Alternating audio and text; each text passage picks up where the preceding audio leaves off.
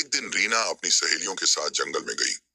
वे सब जामुन और आम के पेड़ के नीचे खेल रही थीं, जब अचानक झाड़ियों में कुछ हलचल हुई। सभी सहेलियां डरकर भाग गईं, लेकिन रीना वहीं खड़ी रही। तभी झाड़ियों से एक विशालकाय गोरिल्ला निकला। वह इंसानों को देखकर आमतौर पर आक्रामक हो जाता था, लेकिन रीना को देखकर वह शांत था।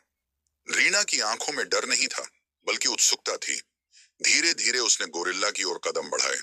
आश्चर्यजनक रूप से गोरिल्ला भी चुपचाप उसे देखता रहा। वह जंगल का सबसे ताकतवर जीव था, लेकिन रीना के सामने वह जैसे एक सीधा साधा जीव बन गया था। रीना को जंगल और जानवरों से बहुत प्यार था। वह धीरे धीरे गोरिल्ला से घुलने मिलने लगी। हर दिन वह उसके लिए फल और खाना लेकर आती। गोरिल्ला भी अब उसे पहचानने लगा था और उसकी प्रतीक्षा करता था। वे दोनों बिना शब्दों के एक दूसरे को समझने लगे। समय बीतता गया और यह दोस्ती और गहरी होती गई। गांव वालों को रीना का इस तरह जंगल में जाना पसंद नहीं था, लेकिन रीना ने किसी की परवाह नहीं की।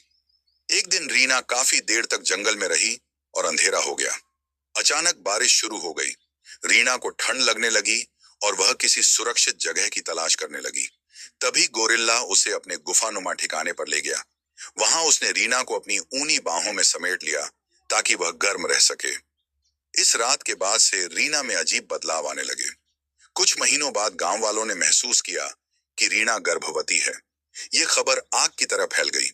सब पूछने लगे कि बच्चे का पिता कौन है, लेकिन रीना चुप रही। जब रीना के पेट में बच्चा बड़ा होने लगा, तो गांव के बुजुर्गों ने रीना पर दबाव डाला। आखिरकार उसने स्वीकार किया कि वह कई महीनों से जंगल के गोरिल्ला से मिल रही थी और वही इस बच्चे का पिता था। ये सुनकर गांव वाले स्तब्ध रह गए। कुछ ने इसे पाप कहा, तो कुछ ने इसे कुदरत का चमत्कार। लेकिन रीना खुश थी। उसे अपने अजन्मे बच्चे से प्यार था और गोरिल्ला से भी। समय बीता और आखिरकार वह दिन आ गया जब रीना ने एक बेटे को जन्म दिया। लेकिन यह कोई सामान्य बच्चा नहीं था। वह आधा इंसान और आधा गोरिल्ला जैसा दिखता था। उसके हाथ पैर मजबूत और बड़े थे, लेकिन चेहरा इंसानों जैसा था।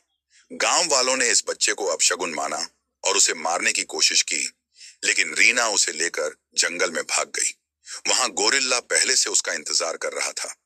जब उसने अपने बेटे को देखा, तो उसकी आंखों में चमक आ गई। रीना ने जंगल में ही रहना शुरू कर दिया।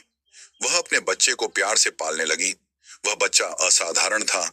वह इंसानों की तरह सोच सकता था, लेकिन गोरिल्ला की तरह ताकतवर था।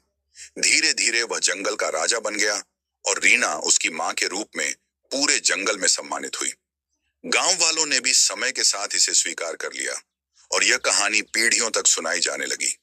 और इस तरह एक इंसान और एक गोरिल्ला का प्यार एक अनोखी संतान को जन्म देकर एक अमर कहानी बन गया।